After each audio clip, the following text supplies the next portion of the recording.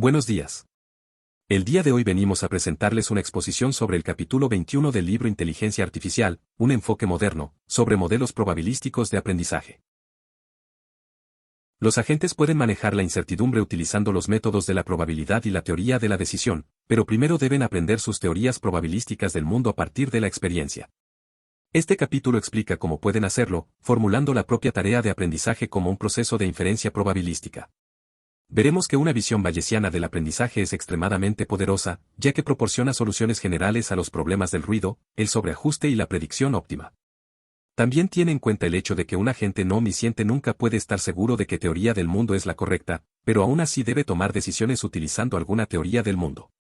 Por último, en las secciones 21.2 y 21.3 se describen métodos para aprender modelos de probabilidad, principalmente redes bayesianas. Parte del material de este capítulo es bastante matemático, aunque las lecciones generales pueden entenderse sin sumergirse en los detalles. Aprendizaje estadístico. El capítulo 21.1 se enfoca en el aprendizaje estadístico y sus diferentes técnicas. En este capítulo, se presenta una introducción a los conceptos básicos del aprendizaje estadístico, cómo estos se pueden utilizar para abordar problemas de clasificación y se discuten las aplicaciones de la clasificación bayesiana en la inteligencia artificial. El aprendizaje estadístico se basa en la idea de que se pueden extraer patrones y relaciones de los datos utilizando técnicas estadísticas. Una de las técnicas más comunes de aprendizaje estadístico es el clasificador bayesiano, que se utiliza para clasificar objetos en diferentes categorías. El clasificador bayesiano utiliza la probabilidad condicional para estimar la probabilidad de que un objeto pertenezca a una determinada categoría, dados sus atributos. El clasificador simplemente calcula la probabilidad de cada hipótesis, dados los datos, y hace predicciones sobre esa base. Es decir, las predicciones se hacen utilizando todas las hipótesis, ponderadas por sus probabilidades, en lugar de utilizar una sola, mejor hipótesis. De este modo, el aprendizaje se reduce a la inferencia probabilística. Supongamos que D representa todos los datos, con el valor observado D. Las cantidades clave en el enfoque bayesiano son la hipótesis a priori, probabilidad de H sub i, y la probabilidad de los datos bajo cada hipótesis, probabilidad de D, dado que H sub i. La probabilidad de cada hipótesis se obtiene mediante la regla de Bayes, la probabilidad de H sub i dado, que D es igual a alfa por la probabilidad de D, dado H sub i por la probabilidad de H sub i. Ahora, supongamos que queremos hacer una predicción sobre una cantidad desconocida X. Entonces tenemos P, X dado D, es igual a la sumatoria de P, X dado H sub i, por P, H sub i dado D. Donde cada hipótesis determina una distribución de probabilidad sobre X. Esta ecuación muestra que las predicciones son medias ponderadas sobre las predicciones de las hipótesis individuales, donde el peso P, H sub i D, es proporcional a la probabilidad previa de H sub i y su grado de ajuste, según la ecuación 21.1. Las hipótesis son esencialmente intermediarias entre los datos brutos y las predicciones. Una característica del aprendizaje bayesiano muestra que la predicción bayesiana acaba coincidiendo con la hipótesis verdadera. Para cualquier hipótesis a priori fija que no descarte la hipótesis verdadera, la probabilidad a posteriori de cualquier hipótesis falsa acabará desapareciendo, en determinadas condiciones técnicas. Esto sucede sencillamente porque la probabilidad de generar indefinidamente datos no característicos es infinitamente pequeña. Y lo que es más importante, la predicción bayesiana es óptima, tanto si el conjunto de datos es pequeño como grande. Dada la hipótesis a priori, se espera que cualquier otra predicción sea correcta con menos frecuencia. Por supuesto, la optimalidad del aprendizaje bayesiano tiene un precio. Para los problemas de aprendizaje reales, el espacio de hipótesis suele ser muy grande o infinito. En algunos casos, la suma en el espacio de hipótesis es muy grande. En algunos casos, la suma en la ecuación 21.2 o integración, en el caso continuo, puede llevarse a cabo de forma manejable, pero en la mayoría de los casos debemos recurrir a métodos aproximados o simplificados. Aprendizaje con datos completos. En primer lugar, la tarea general de aprendizaje consiste en estimar la densidad de un modelo de probabilidad dados los datos que se suponen que se generan a partir de él. Este proceso se conoce como estimación de densidad y se considera una forma de aprendizaje no supervisado. Cuando hablamos de datos completos, nos referimos a aquellos datos que contienen valores para cada variable del modelo de probabilidad que se está aprendiendo. En otras palabras, todos los puntos de datos tienen información completa. En este caso, nos enfocamos en el aprendizaje de parámetros, que implica encontrar los valores numéricos óptimos de un modelo probabilístico cuya estructura se mantiene constante. Un ejemplo de aprendizaje de parámetros puede ser el de encontrar las probabilidades condicionales de una red bayesiana con una estructura previamente definida. Aprendizaje de parámetros de máxima verosimilitud, modelos discretos. Supongamos que compramos una bolsa de caramelos de lima y cereza de un nuevo fabricante cuyas proporciones de sabor son desconocidas, la fracción de cereza podría estar entre 0 y 1. En este caso, tenemos una serie continua de hipótesis. El parámetro θ representa la proporción de caramelos de cereza y la hipótesis es h sub θ, la proporción de caramelos de lima sería 1 menos θ. Si asumimos que todas las proporciones son igualmente probables, un enfoque razonable sería utilizar la máxima verosimilitud. Si modelamos la situación con una red bayesiana, solo necesitaremos una variable aleatoria, sabor, el cual tiene valores de cereza y lima. Supongamos ahora que desenvolvemos n caramelos de los cuales c son cereza, y L igual a n menos c son lima, la probabilidad de este conjunto de datos en particular está descrito en la siguiente ecuación. La hipótesis de máxima verosimilitud viene dada por el valor de θ que la maximiza. Dado que la función logarítmica es monótona, se puede obtener el mismo valor maximizando la log verosimilitud. Para encontrar el valor de máxima verosimilitud de θ, derivamos L con respectos θ e igualamos a 0. La proporción real de caramelos en la bolsa es igual a la proporción observada de los caramelos desenvueltos. Aunque pueda parecer un trabajo tedioso, este es el método estándar para el aprendizaje de parámetros de máxima verosimilitud. Escribir la expresión de probabilidad de los datos en función del parámetro o parámetros. Escribir la derivada de la log verosimilitud respecto a cada parámetro. Encontrar los valores de los parámetros tales que las derivadas sean 0. En conclusión, este problema de aprendizaje se puede implementar fácilmente en una red bayesiana, dado que se descompone en problemas de aprendizaje separados, uno por cada parámetro. Podemos encontrar distintas áreas de aplicación con la visión artificial, en el procesamiento del lenguaje natural como modelos n-grama, y en comunicaciones con estimaciones de modelos de canal. El modelo Bayes ingenuo es el más utilizado en el aprendizaje automático. Supone que los atributos son independientes entre sí, dada la clase. Para variables booleanas, los parámetros se describen con la siguiente expresión. Una vez entrenado el modelo de esta forma, puede utilizarse para clasificar nuevos ejemplos en los que la variable de clase C no se ha observado. Con los valores de atributo observados x sub 1 hasta x sub n, la probabilidad de cada clase viene dada por la expresión que se muestra a continuación. El aprendizaje Bayes ingenuo es bueno para una amplia variedad de aplicaciones y funciona bien con grandes conjuntos de datos, pero no es tan preciso como el aprendizaje de árboles de decisión debido a que la verdadera hipótesis, un árbol de decisión, no puede ser representada exactamente por un modelo Bayes ingenuo. Puede manejar datos ruidosos y faltantes y ofrecer predicciones probabilísticas, pero su principal desventaja es que la hipótesis de independencia condicional rara vez es precisa. Los clasificadores bayesianos ingenuos se utilizan para diversos problemas del mundo real en computación y telecomunicaciones, como clasificación de textos, análisis de sentimientos, sistema de recomendación, filtrado de spam, diagnóstico médico, predicción meteorológica y reconocimiento facial. Podemos distinguir dos tipos de modelos de aprendizaje automático utilizados en clasificadores, generativos y discriminativos. Un modelo generativo modela la distribución de probabilidad de cada clase. Por ejemplo, el clasificador de texto Naive Bayes crea un modelo separado para cada posible categoría de texto, deportes, clima, etc. Cada modelo incluye la probabilidad a priori de la categoría, por ejemplo probabilidad de categoría igual a clima, así como la probabilidad condicional, entradas dado categoría igual a clima.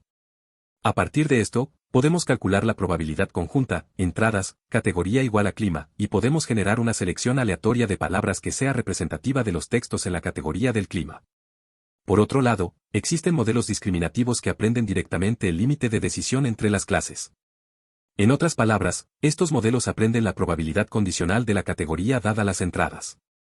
Al darle un conjunto de entradas, el modelo discriminativo generará una categoría de salida. Sin embargo, no se puede usar un modelo discriminativo para generar palabras aleatorias que representen una categoría. La regresión logística, los árboles de decisión y las máquinas de soporte vectorial son todos ejemplos de modelos discriminativos. En conclusión, los modelos discriminativos suelen ser más efectivos en la tarea de clasificación, pero los modelos generativos pueden ofrecer mejores resultados cuando la cantidad de datos de entrenamiento es reducida. La elección entre un modelo generativo y discriminativo dependerá de las necesidades específicas de cada tarea de aprendizaje. Máxima verosimilitud, modelos continuos. Las variables continuas son frecuentes en muchas aplicaciones del mundo real, por lo que es importante saber cómo realizar el aprendizaje de parámetros en modelos continuos. Cabe destacar que los principios de máxima verosimilitud son los mismos que en el caso discreto. Empecemos por un caso sencillo, el aprendizaje de una función de densidad gaussiana sobre una única variable, asumimos que los datos generados siguen la expresión.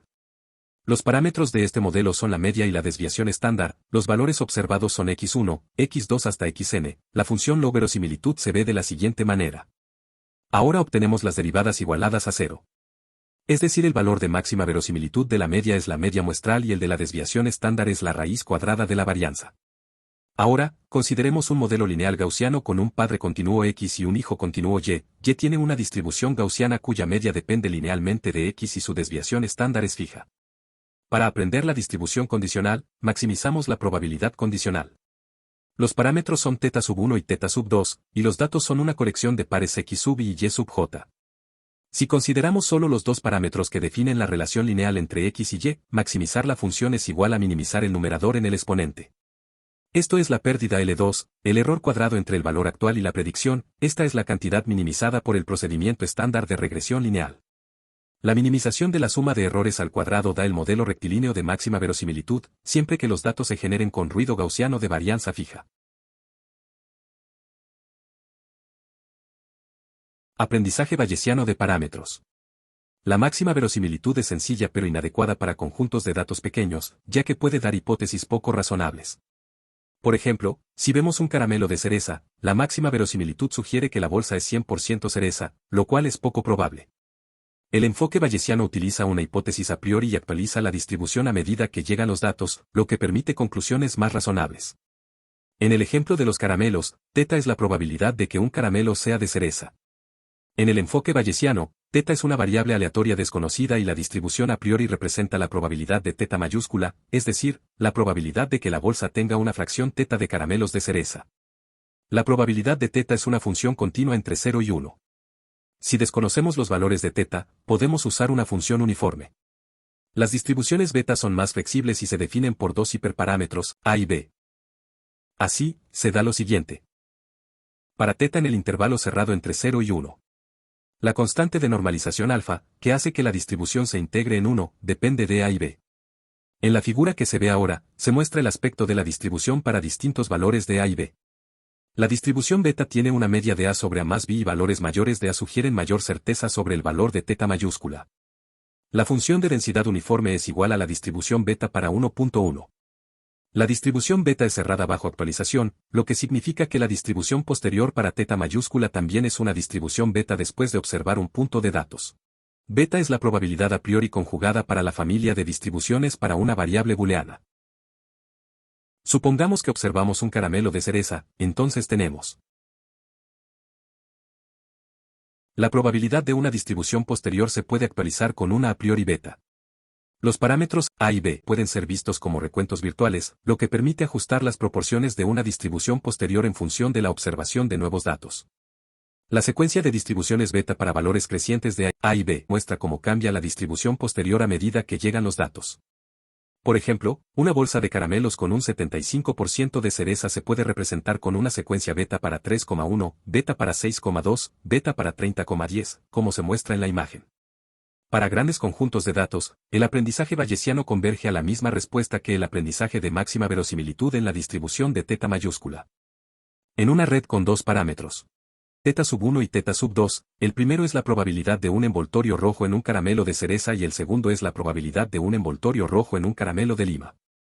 La hipótesis bayesiana a priori incluye tres parámetros y se asume su independencia, como se muestra. Con esta hipótesis, cada parámetro puede tener su propia distribución beta que se actualiza por separado a medida que llegan los datos. En esta imagen se muestra cómo podemos incorporar la hipótesis a priori y cualquier dato en una red bayesiana, en la que tenemos un nodo para cada variable de parámetro.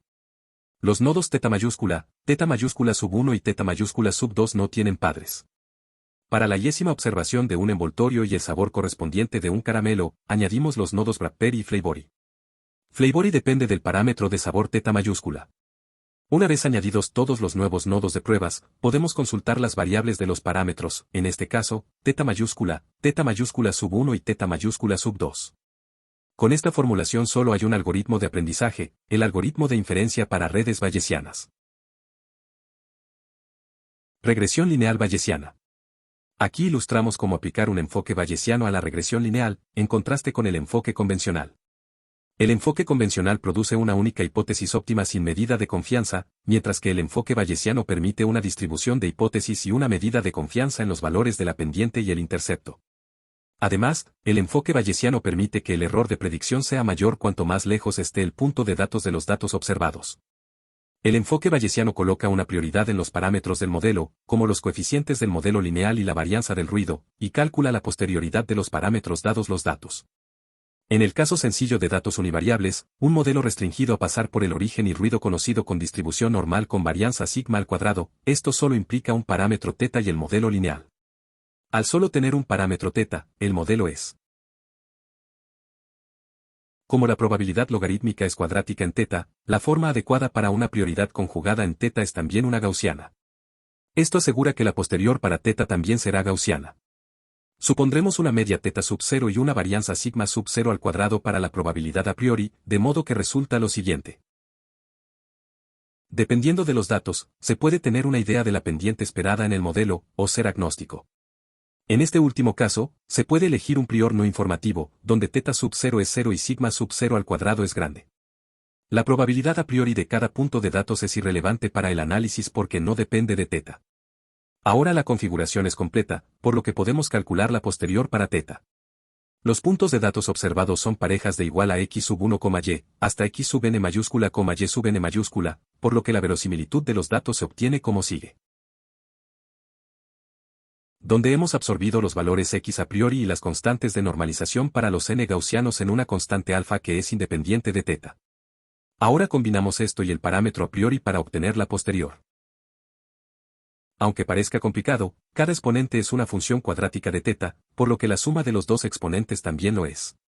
Por lo tanto, toda la expresión representa una distribución gaussiana para θ. Utilizando manipulaciones algebraicas, encontramos lo siguiente. Con media y varianza actualizadas dadas por la siguiente expresión. Estas fórmulas se refieren a la concentración o dispersión de datos en una gráfica. Si los datos están concentrados en una pequeña región cerca del origen, la varianza será grande y la rotación de la línea será poco restringida. Por otro lado, si los datos están muy dispersos, la varianza será pequeña y la pendiente estará muy ajustada. En resumen, la varianza depende de la dispersión de los datos. Para hacer una predicción en un punto de datos específico, tenemos que integrar sobre los posibles valores de θ. De nuevo, la suma de los dos exponentes es una función cuadrática de θ, por lo que tenemos una gaussiana sobre θ cuya integral es 1. Los términos restantes en y forman otra gaussiana. Observando esta expresión, vemos que la predicción media para y es θ sub nx, es decir, se basa en la media posterior para θ. La varianza de la predicción viene dada por el ruido del modelo sigma al cuadrado más un término proporcional a x al cuadrado, lo que significa que la desviación típica de la predicción aumenta asintóticamente de forma lineal con la distancia al origen. En esta figura que se muestra a continuación, se ilustra el fenómeno que ocurre. Con dos puntos de datos adicionales más alejados, la pendiente θ está muy restringida, con sigma sub n al cuadrado siendo aproximadamente 0.0286. La varianza restante en la densidad de predicción se debe casi por completo al ruido fijo sigma al cuadrado. Como se señaló al principio de esta sección, tener una mayor incertidumbre para las predicciones que están más lejos de los puntos de datos observados tiene mucho sentido. Hasta ahora, hemos supuesto que la estructura de la red base está dada y que solo intentamos aprender los parámetros. La estructura de la red representa un conocimiento causal básico sobre el dominio que suele ser fácil de suministrar para un experto, o incluso para un usuario ingenuo. En algunos casos, sin embargo, el modelo causal puede no estar disponible o ser objeto de controversia, por lo que es importante comprender cómo puede aprenderse la estructura de una red de base a partir de los datos. Esta sección ofrece un breve esbozo de las ideas principales. Se aborda el problema del aprendizaje de la estructura de una red bayesiana. Se explica cómo se puede aprender la estructura de una red bayesiana a partir de datos, lo que implica descubrir las dependencias condicionales entre las variables y determinar las conexiones entre ellas. El aprendizaje de la estructura de la red bayesiana se puede dividir en dos fases, selección de variables y construcción de la estructura de la red. En la fase de selección de variables, se decide qué variables se incluirán en la red bayesiana. En la fase de construcción de la estructura de la red, se determina cómo se conectan las variables. En la fase de selección de variables, se pueden utilizar diferentes técnicas para seleccionar las variables más relevantes, como la correlación, la información mutua y la ganancia de información. Una vez seleccionadas las variables, se pueden utilizar diferentes algoritmos para aprender la estructura de la red bayesiana, como el algoritmo de K2, el algoritmo de Hill-Clinton, el algoritmo de búsqueda local, entre otros. El algoritmo de K2 es uno de los algoritmos más utilizados para aprender la estructura de una red bayesiana. Este algoritmo comienza con una red bayesiana vacía y añade variables secuencialmente, eligiendo la variable que maximiza la probabilidad condicional dada la estructura actual de la red. El algoritmo de Hill-Clinton también comienza con una red bayesiana vacía, pero utiliza un enfoque de búsqueda local para encontrar la mejor estructura de la red, evaluando los cambios en la estructura que mejoran el score de la red. Por último, se discuten las limitaciones y desafíos del aprendizaje de la estructura de la red bayesiana, como la complejidad computacional y la necesidad de grandes conjuntos de datos para aprender una estructura precisa. En general, el aprendizaje de la estructura de la red bayesiana sigue siendo un problema abierto en el campo de la inteligencia artificial, y se siguen desarrollando nuevas técnicas y algoritmos para abordarlo. Ahora bien, es posible aprender un modelo de probabilidad sin la necesidad de asumir nada sobre su estructura o parametrización, a través del uso de métodos no paramétricos. Es importante resaltar que la estimación de densidad no paramétrica es generalmente hecha en dominios continuos. Como se puede observar en la imagen, A muestra una función de densidad de probabilidad en un espacio definido por dos variables continuas, mientras que en la imagen, B, se ilustra una muestra de datos provenientes de la función de densidad descrita por la imagen, A. Ahora la pregunta que nos planteamos es, ¿se puede regresar al modelo desde las muestras? Primero que todo, debemos considerar el modelo de K-vecinos cercanos, que utilizamos en capítulos anteriores para clasificación y regresión, pero esta vez vamos a utilizarlo para estimación de densidad. Dada una muestra de datos, para estimar la densidad de probabilidad dado un punto X, podemos medir la densidad de los puntos de vecindario de X, es decir, los puntos cercanos. En la imagen podemos ver dos puntos con sus respectivos 10 vecinos más cercanos. El primer punto, con el círculo más grande, es el de menos densidad, pues sus vecinos están muy alejados, mientras que el segundo punto, con círculo más pequeño, tiene mayor densidad, pues tiene a sus vecinos más cerca. Sin embargo, la precisión de este modelo depende de la cantidad de vecinos que se definan. A continuación se muestran tres modelos con 3, 10 y 40 vecinos. Podemos evidenciar que el gráfico A es demasiado puntiagudo y C es demasiado suave, mientras que B es la aproximación más cercana que tenemos a la función original. Otra posibilidad es utilizar funciones de núcleo. Para utilizar funciones de núcleo en la estimación de densidad, se asume que cada punto genera su propia función de densidad pequeña. Se realiza un ejemplo usando gaussianos esféricos con desviación estándar W a lo largo de cada eje. Luego la densidad estimada en un punto X será el promedio de los núcleos, así. Con D minúscula siendo el número de dimensiones en X y D mayúscula es la función de distancia euclidiana. Se realiza el mismo ejemplo que con el modelo pasado, con valores de W de 0.02, 0.07 y 0.20, como se muestra a continuación. Como se puede evidenciar, sigue persistiendo el problema de elegir un valor adecuado para la correcta regresión. Sin embargo, tanto para el primer modelo como para este segundo, se puede hallar un buen valor utilizando validación cruzada. Aprendiendo con variables ocultas, el algoritmo EM. La sección anterior lidia con el caso de todo lo observable. Sin embargo, en los problemas del mundo real se tienen variables ocultas, que reciben su nombre por no ser observables en los datos. Un ejemplo más claro, se evidencia en los registros médicos, los cuales usualmente incluyen los síntomas observados, el tratamiento usado y quizás el resultado del tratamiento, pero rara vez contienen una observación directa de la enfermedad misma. Esto último nos lleva a la pregunta, si la enfermedad no es observada, ¿se podría construir un modelo basado solo en las variables observadas? La respuesta se encuentra en el modelo pequeño y ficticio sobre un diagnóstico de una enfermedad cardíaca, a continuación mostrado. En la imagen A se muestra la variable oculta Heart Disease. Cada variable tiene tres posibles valores y está etiquetada con el número de parámetros independientes y su distribución condicional, lo que hace un total de 78. Por el contrario, en la imagen B, debido a que la variable oculta fue eliminada, las variables de síntomas ya no son condicionalmente independientes dados sus padres, por lo que esta red requerirá 708 parámetros. Como se puede observar, las variables ocultas pueden reducir dramáticamente el número de parámetros necesarios para especificar una red bayesiana, lo que conlleva, también, a una reducción significativa en la cantidad de información requerida para el aprendizaje de los parámetros. Las variables ocultas son importantes, pero complican el problema de aprendizaje. Es por eso que en esta sección se describe un algoritmo llamado expectativa maximización, o EM, que resuelve este problema de manera muy general. El algoritmo parece magia al principio, pero luego de que se ha desarrollado la intuición, se pueden encontrar aplicaciones para EM en un gran rango de problemas de aprendizaje. Agrupación no supervisada, aprendizaje de mezclas de gaussianas. Agrupación no supervisada, es el problema de discernir múltiples categorías en una colección de objetos. Se considera no supervisado porque la etiqueta de la categoría no es dada. A continuación se muestra 500 datos graficados, cada uno especifica los valores de dos atributos continuos. En la imagen A, se ve un modelo de mezcla gaussiana con tres componentes, los pesos, de izquierda a derecha, son 0.2, 0.3 y 0.5. En la imagen B, podemos evidenciar los 500 datos muestreados del gráfico A. Por último en la imagen C, se evidencia el modelo reconstruido por EM con los datos de B. Ahora necesitamos entender qué tipo de distribución de probabilidad pudo haber generado la información. La agrupación supone que los datos son generados a partir de una distribución mixta.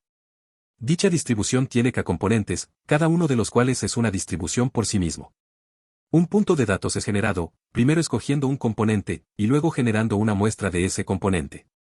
Digamos que la variable aleatoria C denota el componente, y está dada por valores desde 1 hasta k, entonces la distribución mixta está dada por donde x son los valores de los atributos para un punto de datos.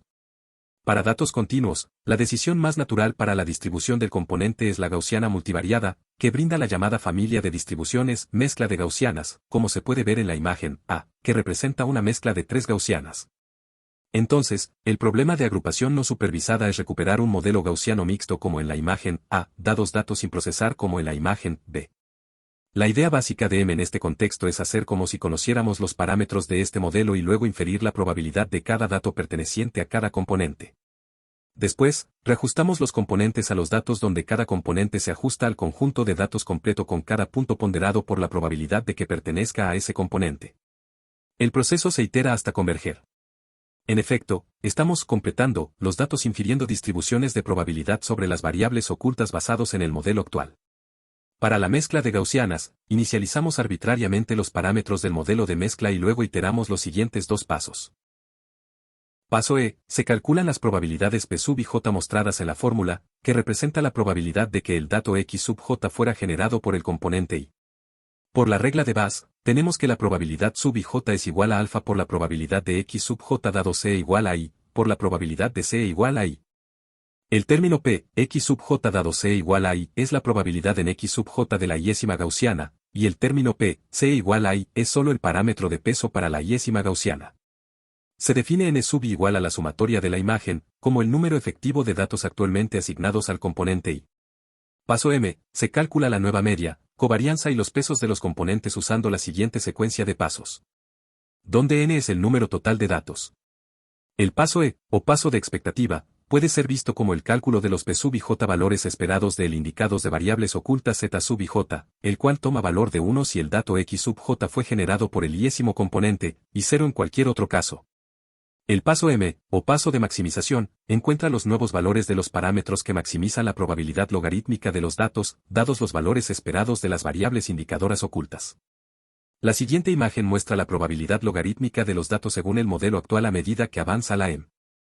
En la imagen A, se ve el modelo mixto gaussiano que muestra la evolución de la probabilidad logarítmica, L, como función de M.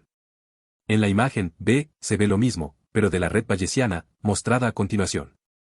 En la imagen A, se muestra un modelo de mezcla para dulces. Las proporciones de los diferentes sabores, envoltorios y presencia de agujeros dependen de la bolsa, lo cual no se observa. En la imagen B, se muestra una red bayesiana para una mezcla gaussiana. La media y la covarianza de las variables observables X dependen del componente C. Esta sección se centra en el problema de aprender los valores de los parámetros de variables ocultas en redes bayesianas. Las variables ocultas son aquellas que no se observan directamente en los datos, pero que influyen en las variables observadas. Para lograr aprender estos valores de los parámetros de las variables ocultas en las redes bayesianas se presenta una técnica utilizando el algoritmo EM.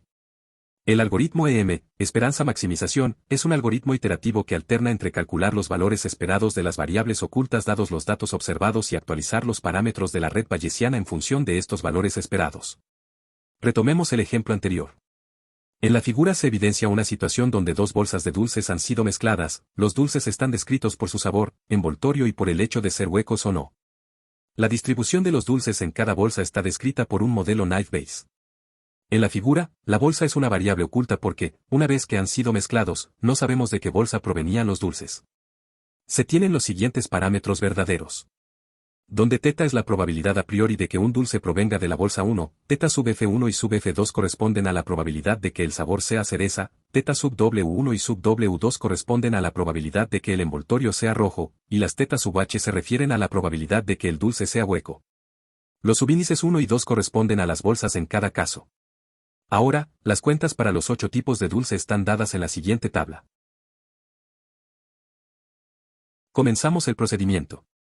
Primero, se inicializan los parámetros de manera arbitraria. Como la bolsa es una variable oculta, en lugar de estimar a partir de las cuentas observadas, se calcula la cuenta esperada. Para el parámetro θ, esta sería la suma, sobre todos los dulces, de la probabilidad de que provenga de la bolsa 1. Aplicamos la regla de Bayes. Al aplicar esta fórmula a los 273 dulces de cereza huecos en envoltorio rojo se obtiene lo siguiente.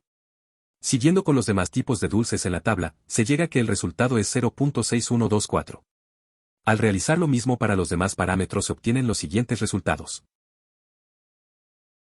Ya para la 10ª iteración, el modelo entrenado se ajusta mejor que el original, aunque, a partir de ahí, el proceso se vuelve muy lento. Por ello es común que se combine EM con algoritmos como Newton-Raphson.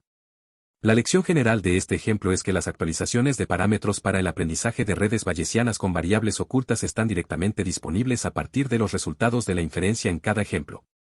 Además, solo se necesitan probabilidades posteriores locales para cada parámetro. Esto se puede resumir en la siguiente fórmula. En este enfoque se utiliza la información de las variables observadas para estimar los valores de los parámetros de las variables ocultas. No obstante, si solo se tuvieran 2 parámetros en lugar de 3, no sería posible recuperar las características de las bolsas que fueron mezcladas. En ese caso, decimos que el modelo no es identificable. Esta sección se enfoca en el problema de aprendizaje de las probabilidades de transición en modelos ocultos de Markov, HMM, por sus siglas en inglés. Un modelo oculto de Markov puede ser representado por una red bayesiana dinámica con una sola variable de estado discreta. Los HMM son modelos gráficos probabilísticos que se utilizan para modelar secuencias de eventos, donde cada evento es una observación.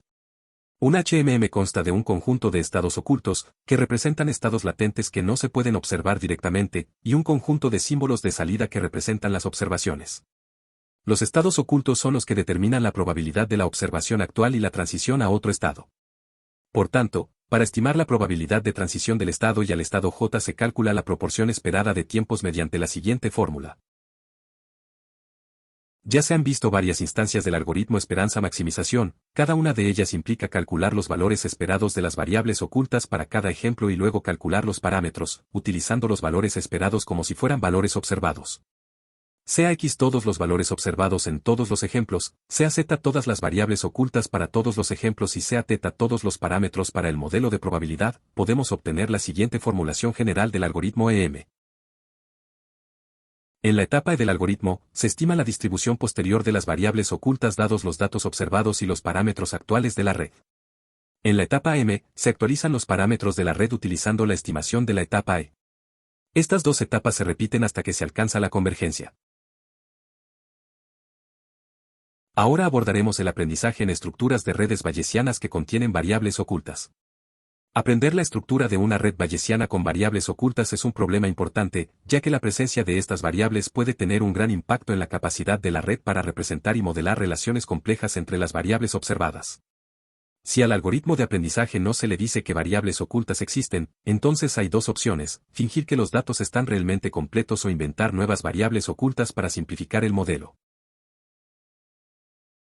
En el primer caso, cuando hay variables ocultas, el loop interno puede involucrar muchas iteraciones del algoritmo EM, y cada iteración involucra el cálculo de posteriores en una red bayesiana, lo cual es un problema NP complejo. Luego, este acercamiento resulta impráctico para algunos modelos de aprendizaje. Una posible mejora consiste en el algoritmo EM estructural, el cual funciona de modo similar al ordinario, pero aquí se actualiza tanto la estructura como los parámetros. De esta manera, puede hacer varios cambios estructurales, modificaciones a la red sin volver a calcular una vez los conteos esperados, y es capaz de aprendizaje de estructuras de red bayesianas no triviales. No obstante, aún hay mucho trabajo por hacer antes de que podamos decir que este problema está resuelto. Para terminar, a continuación listaremos una serie de conclusiones obtenidas por cada una de las secciones presentadas en esta presentación. Primera, el aprendizaje de parámetros de máxima verosimilitud es una aproximación sencilla a problemas con pocos parámetros dado que permite especificar problemas individuales por parámetro. Segunda, el modelo de Bayes ingenuo es una técnica de clasificación efectiva y eficiente, especialmente para problemas de alta dimensionalidad, pero puede tener un rendimiento inferior en comparación con otros modelos más complejos. Tercera, los modelos generativos y discriminativos responden a necesidades y ambientes de entrenamiento específico, por lo tanto, una buena elección garantiza que se pueden obtener los mejores resultados posibles. Cuarta, el aprendizaje de máxima verosimilitud en modelos continuos conserva la simpleza del caso discreto pero da la posibilidad de adentrarse a escenarios más interesantes de la vida real como aquellos modelos con distribución gaussiana. Quinta, el aprendizaje bayesiano de parámetros permite incorporar conocimientos previos y actualizaciones de datos en un modelo de manera eficiente, lo que lo hace adecuado para problemas con pocos datos y parámetros.